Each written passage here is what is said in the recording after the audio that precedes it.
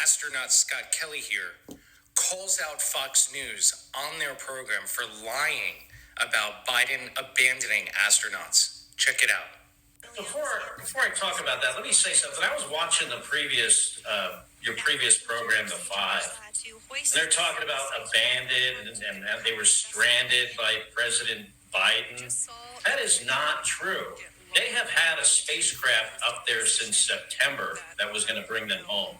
They've always had a ride home, and the decision to keep them up there had nothing to do with politics. It was just the fact that you need crew members to operate the space station, and they were the two that were there, and you had to send up a vehicle with two empty seats. So the safest thing to do was to just leave them there. But they weren't stranded. They always had a ride home. Now,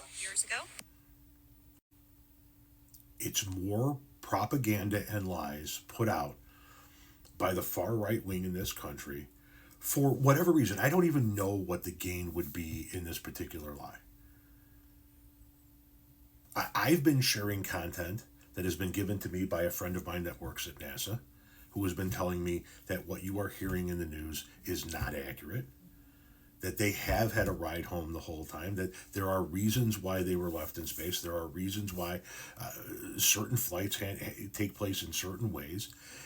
You're hearing lies about the mental state of the astronauts, at least from what I'm hearing, that the astronauts have always been extraordinarily upbeat, and most astronauts, if I could paraphrase, would kill for a little more time in space. And these astronauts are no exception to the rule. They weren't stranded, they weren't abandoned. It's BS propaganda and lies for some form of political gain, and for the life of me, I don't know what he gains by doing stuff like this. I don't know what he gains by putting lies out into the public sphere about what his predecessor did, and then puffing his chest out and saying, look what I did. You didn't do anything. You didn't do anything. And Joe Biden didn't abandon them. No, NASA made strategic decisions based on what was best for its staff, its equipment, its parameters of safety. It's amazing to me that we have reached a point in time in American life where we no longer trust the experts. Right? We don't trust the doctors when they tell us to watch out for something or to take something, right? Or to not take something. We don't listen to the lawyers and the professors when it comes to matters of law.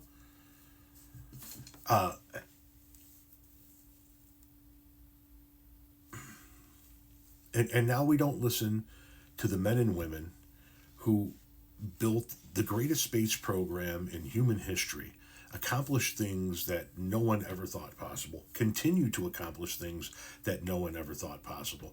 The people that... When did we stop listening to the experts? When did we start knowing better than doctors and scientists and legal experts and professors? When did we all become experts on fucking everything? Listen, there are things that I talk about because I educate myself on them. I read on them. There are things that I won't talk about at all because I don't know anything about them. Like climate change. You go scroll through my videos. Tell me the last time I did a climate change video. It doesn't happen because I don't know what I'm talking about. So I avoid the subject. But everybody today is an expert on everything, right? Including what's happening with our astronauts on the International Space Station. Like, I see these videos and I text my friend. Hey, thoughts?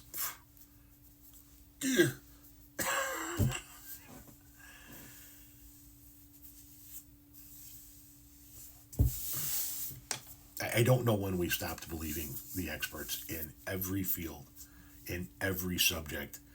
We could talk about this back scratcher. And somebody out there is going to go, no.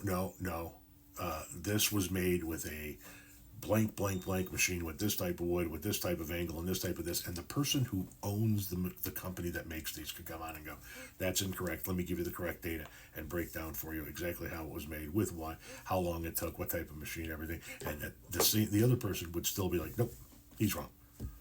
Never mind the fact that he's the one that does it. He's the one that owns the company. He's the one that makes it. No, he's wrong.